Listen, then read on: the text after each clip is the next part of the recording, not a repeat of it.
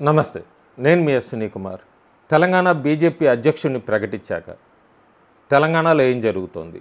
తెలంగాణలో ఎవరు బీజేపీని వెనక్కి లాగటానికి ప్రయత్నిస్తున్నారు? బీజేపీలో ఐకమత్య రాగం అందుకుంటుందా? ఒకవేళ అందుకోకపోతే ఎవరికి నష్టం? చాలామంది పోటీ పడ్డారు, కొంతమంది బయటపడ్డారు, కొంతమంది లోపలే ఆశించారు తెలంగాణ బీజేపీ అధ్యక్ష పదవి వాళ్ళకు వస్తుందని. చాలా సర్ప్రైజ్గా అనుకోవచ్చు, లేదా కొంతమంది అగ్రనాయకులకి ముందే తెలుసు తెలంగాణలో. అట్లాగే ఢిల్లీ బీజేపీ నాయకత్వం కూడా దూరపు ఆలోచన వేరే ఏమన్నా చేసిందా? అనూహ్యంగా రామచంద్రరావు పేరు ప్రకటించిన కొన్ని నిమిషాల నుంచే సోషల్ మీడియాలో లేదా యూట్యూబ్ ఛానల్స్ హోరెత్తిపోయినాయి. డమ్మీ క్యాండిడేట్ని ప్రకటించింది, లేదా బీఆర్ఎస్తో పొత్తు పెట్టుకుంటోంది, అందుకే ఇట్లా అని. కొన్ని ఛానల్స్ అయితే కాంగ్రెస్తో రేవంత్ రెడ్డి చెప్పాడు, చంద్రబాబు చెప్పాడు అంటూ ఎవరికి తోచిన వాదనలు, ఎవరికి తోచిన మదిలో ఏమొస్తే అది 24 గంటలు మొత్తం ట్రోల్ చేయటం అనుకోండి, లేదంటే విశ్లేషణ రూపంగా రామచంద్రరావుకి ఇచ్చినందుకు వ్యంగ్యంగా కూడా చాలా ట్రోల్స్ నడిచినాయి. అది వేరే పార్టీల వాళ్ళు సోషల్ మీడియాలో ఆ రోజు హోరెత్తిచ్చారు, బీజేపీ కార్యకర్తల కన్నా అన్నదైతే సత్యం. బీజేపీ కార్యకర్తలు వాళ్ళు కూడా చాలా బాధపడ్డారు. ఎందుకంటే ఒక్కొక్కళ్ళ మనసులో ఒక్కొక్క పేరుంది. కరీంనగర్ జిల్లాకు సంబంధించిన వాళ్ళంతా బండి సంజయ్కి వస్తుందని, నిజామాబాద్ జిల్లాకు సంబంధించిన వాళ్ళు ధర్మపురి అరవింద్కి వస్తుందని చెప్పి, ఎట్లాగే మేడ్చల్ మల్కాజ్గిరి వీళ్ళందరూ కూడా ఈటల రాజేందర్ మీద ఎక్కువ హోప్ పెట్టుకున్నారు. మహబూబ్ నగర్ జిల్లా వాళ్ళు అరుణ్కి, అట్లాగే మెదక్ రఘునందన్ రావుకి. సో ఇట్లా ప్రతి జిల్లా నుంచి ఒక్కొక్క పేరు. ముఖ్యంగా గమనిస్తే మనం ఉత్తర తెలంగాణ నుంచి వీళ్ళందరి పేర్లు కూడా బాగా ఫైల్లోకి వచ్చినాయి.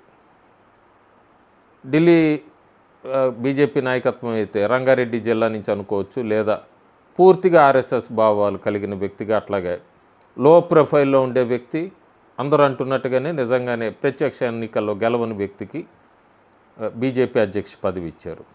సో ఇప్పుడు చేయాల్సిన కార్యక్రమం ఏంటి?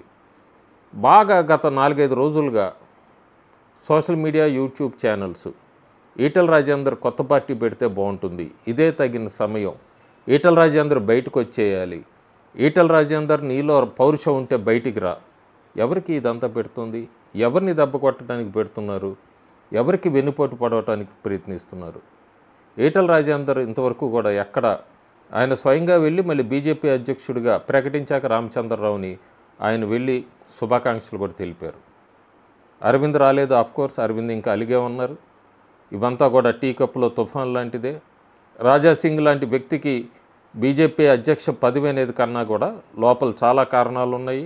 ఆ కారణాల వలన పార్టీ నుంచి కూడా వెళ్ళిపోవచ్చు. పార్టీ కూడా అంత స్మూత్గా ఉన్నట్లేదు ప్రస్తుతం రాజాసింగ్ విషయంలో. కానీ మనం ఒక్కసారి చూసుకుంటే ప్రకటించాక రామచంద్రరావు ప్రమాణ స్వీకారానికి బీజేపీ కార్యకర్తలు హాజరు కాలేదు, ఎక్కువ శాతం ఊహించుకున్నట్లుగా. నాయకులు కూడా ఏదో అలా వచ్చి మాట్లాడి వెళ్ళిపోతున్నారు. సోషల్ మీడియాలో ఇంకో కొత్తది కూడా తీసుకొచ్చారు, అగ్రకులాల పార్టీ బీజేపీ అంటూ కూడా ఒక కొత్త ప్రచారాన్ని తీసుకొస్తున్నారు. ఇదంతా కూడా తెర వెనుకుండి బీజేపీని కుట్రలో దించడానికి, బీజేపీ పార్టీని తెలంగాణలో అడ్రస్ లేకుండా చేయడానికి కొంతమంది వ్యక్తులు, కొంతమంది శక్తులు బీజేపీలో కలిసి ప్రయత్నిస్తున్నారు. ఇది దాచలేం, రాబోయే రోజుల్లో బయటపడుతుంది.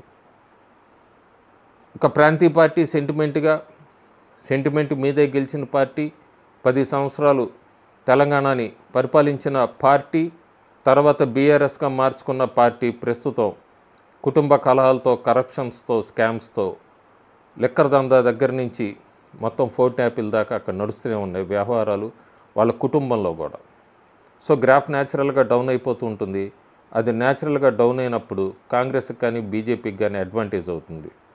కాంగ్రెస్ పార్టీ 18 నెలల పాలనలోనే చాలా ఏరియాస్లో అది అర్బన్ రూరల్ అని కాదు, చాలా ఏరియాస్లో గ్రాఫ్ డౌన్ అయింది. అది కాంగ్రెస్ నాయకులు కూడా చాలా చోట్ల ఆఫ్ ది రికార్డ్గా చెప్పారు.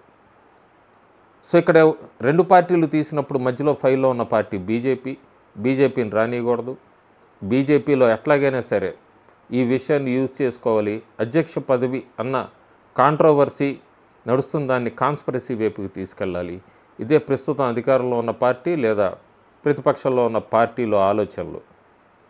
2025 జూన్ నుంచి 2028 జూన్ దాకే ఉంటుంది అధ్యక్ష పదవి బీజేపీ. ఆ తర్వాత చాలు మళ్ళీ అక్కడ ఇంకొక కొత్త అధ్యక్షుడిని ఎన్నుకోవాలి. అక్కడి నుంచి మార్పులు ఉంటాయి. ఇంకోటి బీజేపీ ఎక్కడా కూడా బీసీ ముఖ్యమంత్రి పదవి ఉంది కానీ బీసీ అధ్యక్ష పదవి అని ఎక్కడా కూడా స్టేట్మెంట్ ఇవ్వలేదు. కానీ ఇలాంటివన్నీ కొత్త వాదనలు తీసుకొని వస్తున్నారు.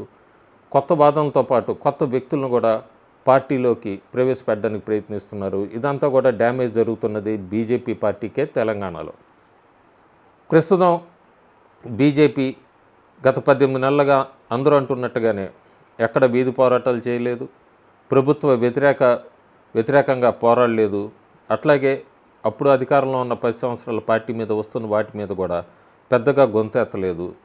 కేంద్ర ప్రభుత్వం ఇచ్చిన నిధుల గురించి కానీ వీటన్నిటి గురించి చెప్పడంలో కూడా తెలంగాణలో ఎప్పుడూ విఫలమవుతూనే వస్తుంది. 2018 నుంచి 23 ఎన్నికల దాకా విఫలమైంది బీజేపీ పార్టీ. కేంద్ర ప్రభుత్వం ఎన్ని నిధులు ఇచ్చిందన్నది ఎక్కడో ఒక నాంపల్లి బీజేపీ ఆఫీస్లో ప్రెస్ మీట్ పెట్టి చెప్పడమే తప్ప బయట పబ్లిక్లోకి వెళ్ళింది లేదు. అట్లాగే ప్రస్తుతం కూడా 2023 నుంచి డిసెంబర్ నుంచి ఎన్నికలైపోయాయి. కొత్త పార్టీ అధికారంలోకి వచ్చాక కేంద్ర ప్రభుత్వ నిధులు చాలా వచ్చినాయి తెలంగాణకి. దాని మీద కూడా గొంతెత్తలేదు. ఎందుకంటే ఎవరు కొత్త బీజేపీ అధ్యక్షుడు అవుతారో అప్పుడు రంగంలోకి దిగుదాం, అందరం వేచి చూద్దామని ఆగారు బీజేపీ అగ్రనాయకులు అందరూ కూడా. తక్షణ కర్తవ్యం ఈ టీ కప్లో తుఫాన్లని ఇందాక అన్నట్టుగానే అందరూ కలిసి పోరాడాలి.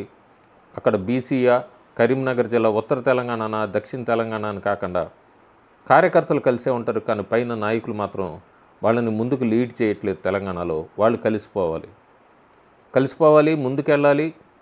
ఒక పక్క ఈ బీఆర్ఎస్ పార్టీలో జరిగినవన్నీ కూడా బయటకు ఎక్స్పోజ్ చేస్తూనే ప్రస్తుతం కాంగ్రెస్ పార్టీ ఇచ్చిన హామీల మీద ఖచ్చితంగా పోరాడాలి. ఎందుకంటే హామీలు ఎక్కడా కూడా వాళ్ళు నెరవేర్చట్లేదు. హ్యాపీగా ఉన్న పార్టీ ఏదైనా ఉంది అంటే కాంగ్రెస్ పార్టీ. ఎందుకంటే బీజేపీలో జరుగుతున్న ఈ అంతర్గత సంక్షోభాన్ని చూసి ఎంజాయ్ చేస్తోంది. బీఆర్ఎస్తో వాళ్ళకి ఎక్కడా పోటీ లేదు. సో వాళ్ళని అడిగే వ్యక్తులే లేరు కాబట్టి కాంగ్రెస్ పార్టీ రిలాక్స్గా ముందుకెళ్ళిపోతుంది. తెలంగాణలో ప్రధానమంత్రి ఆవాస్ యోజన కింద ఇల్లు ఇస్తే దాని పేర్లు మార్చడానికి ప్రయత్నిస్తోంది. ఇందిరమ్మ ఇల్లు అంటుంది కాంగ్రెస్ ప్రభుత్వం.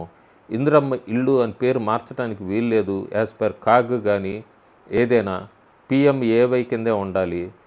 అది దాని మీద పోరాడాలి బీజేపీ. అలాగే కరప్షన్స్ పెరిగిపోయింది తెలంగాణ మొత్తంలో. హైడ్రా విషయంలో ఈ రంగారెడ్డి జిల్లా చుట్టుపక్కలంతా కూడా పేదవాళ్ళు వాళ్ళు బాగా గగ్గోలు పెడుతున్నారు. దాని గురించి పోరాడాల్సిన అవసరం ఉంది. రైతులు ఈ కొత్తగా ధరణి గురించి దీని గురించి మాట్లాడాల్సి ఉంది. వీటన్నిటిని ఈ కొత్తగా తీసుకొచ్చిన పోర్టల్ దగ్గర ఇంకా దాని గురించి మాట్లాడాలి. పెరిగిన ఛార్జీల గురించి మాట్లాడాలి. పెరిగినవన్నీ ఛార్జీలు పెరుగుతున్నాయి. రేపు ల్యాండ్ రిజిస్ట్రేషన్ ఛార్జెస్ కూడా పెంచిపోతున్నారు. వీటి గురించి మాట్లాడాలి. అన్ఎంప్లాయ్మెంట్ గురించి మాట్లాడాలి. అట్లాగే ఈ మహిళలకు సంబంధించినవి కొన్ని స్కీమ్స్ని వీళ్ళు అమలు చేస్తూ ఉన్నారు, చేయలేదు. వాటి గురించి పోరాడాలి. ముఖ్యంగా ప్రజల్లోకి వెళ్ళాలి. అంతే తప్ప ఇంకా ఈ అధ్యక్ష పదవి ఆయనకి ఇచ్చారు, మా వాళ్ళకి రాలేదు, లేదు గోషామహల్లో ఎవరు పోటీ చేస్తారు, జూబ్లీ హిల్స్లో ఎవరు పోటీ చేస్తారు, ఇవంతా కూడా ప్రస్తుతం బీజేపీలో ఐకమత్య రాగం ఉంటేనే. నేను చాలా వీడియోస్ చేశాను.